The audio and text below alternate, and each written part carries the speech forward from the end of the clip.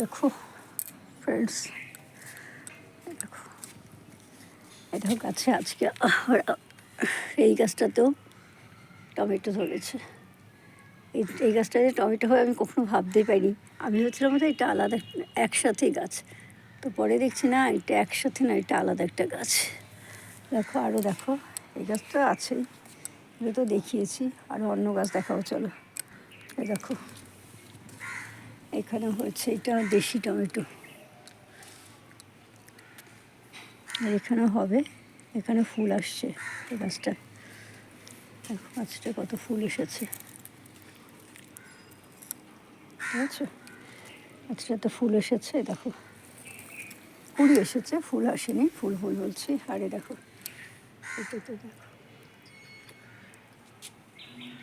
কালকে দেখলাম, দেখার পরই গাছটাকে একটা বাঁশের কঞ্চি দিয়ে বেঁধে দিলাম, আর বেঁধে দিয়ে যত নিচের পাতাগুলো ছিল সমস্ত বড় বড় পাতাগুলো সব ফেলে দিয়েছি কেটে। দেখো এখানে কেটে ফেলেছি, কেন ফেলেছে না, নাহলে পাতাগুলো সমস্ত কী হবে, গাছের খাবারটা খেয়ে নেবে আর ফলটা ভালো হবে না। আর এই দেখো এখানে শশা ঢ্যাঁড়সগুলো কীরকম হচ্ছে, এগুলো হচ্ছে থাক, কদিন বাদে এগুলো ফেলে দেবো, ফেলে দিয়ে আবার নতুন গাছ লাগাবো। এখন লাগাবো না, কিছুদিন বাদে লাগাবো, এখন একটু অসুবিধা আছে, বাড়িতে কাজ হবে কিছু, এই গাছগুলোকে সরাতে হবে। আর এই দেখো সব পোকা ধরে যাচ্ছে।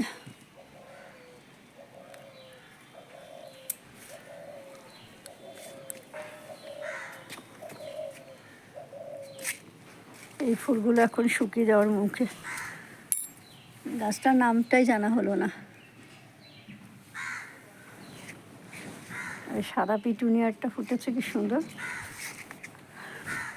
আর সাদার সাথে এইটা এত সুন্দর মানিয়েছে কি বলবো, দারুণ। এখানেও ফুটেছে বেগুনিটা।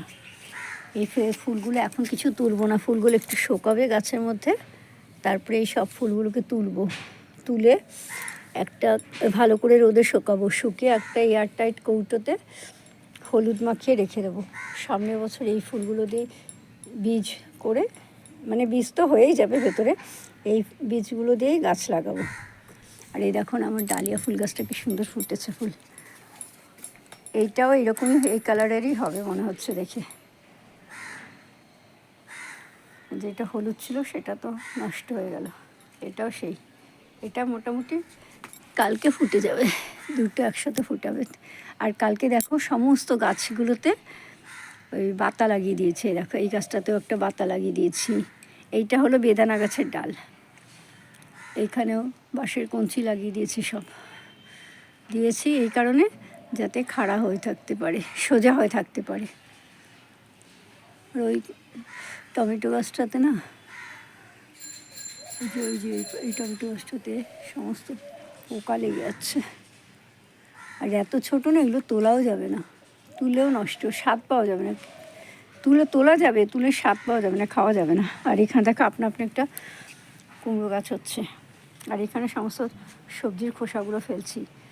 আর এই দেখো আমি গাছে যে খাবার দেই, সেই খাবারের মধ্যে আমার প্রতিদিন যে জিনিসটা থাকে সেইটা হলো চাল ধোয়া জল, আলু ধোয়া জল আর কলা ধোয়া জল। এই চাল, আলু আর কলা, এই তিনটে যদি থাকে একসাথে, হ্যাঁ, তাহলে আর কোনো অসুবিধা নেই।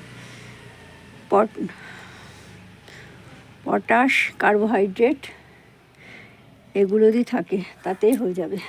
এই যে এইটা হচ্ছে এখন আলু ধোয়া জল, এই আলু ধোয়া জলটা এখানে এখন দিয়ে দেবো। এর মধ্যে আমি সকালে চাল ধোয়া জলগুলো সব দিয়েছেন, চাল ধোয়া, কলা, সমস্ত কলা খোসা টোসা পচিয়ে, সবজি ধোয়া জল, ফুলকপিতে কারমো, সমস্ত কিছু, করলা সব রয়েছে। খোসাগুলো আলাদা রেখেছি আর জলগুলো আলাদা রেখেছি, খোসাগুলো আলাদা রেখেছি। দেখবে এ দেখো যে খোসাগুলোকে আলাদা রেখেছি, এগুলো শোকাবো।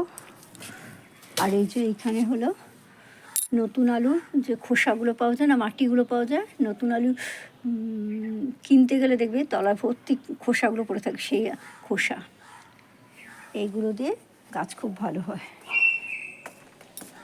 আর এইটা দেখো এখন জল পাইনি, এই জন্য পাতাগুলো কেমন দেখো নুয়ে গেছে। আবার যদি জল দেওয়া হয় তাহলে আবার ঠিক হয়ে যাবে। ঠিক আছে ফ্রেন্ডস, তোমরা সব কেমন আছো? আশা করছি তোমরা সবাই খুব ভালো আছো, সুস্থ আছো। ফ্রেন্ডস, আমিও ভালো আছি। দেখা হবে আগামীকাল অন্য একটা ভিডিওর সাথে। আর আমার এই ভিডিওটা তোমাদের কেমন লাগলো অবশ্যই কমেন্ট করে জানিও। যদি ভালো লাগে তাহলে অবশ্যই লাইক করো, শেয়ার করো, সাবস্ক্রাইব করো, আর পাশে থাকা আইকন বেলটা বাজিয়ে দিও।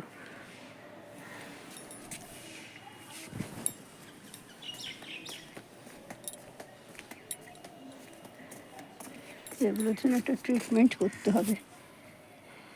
এই যে পোকা লেগেছে না, যে পোকাগুলো ধরেছে এই যে এই টমেটোগুলোতে,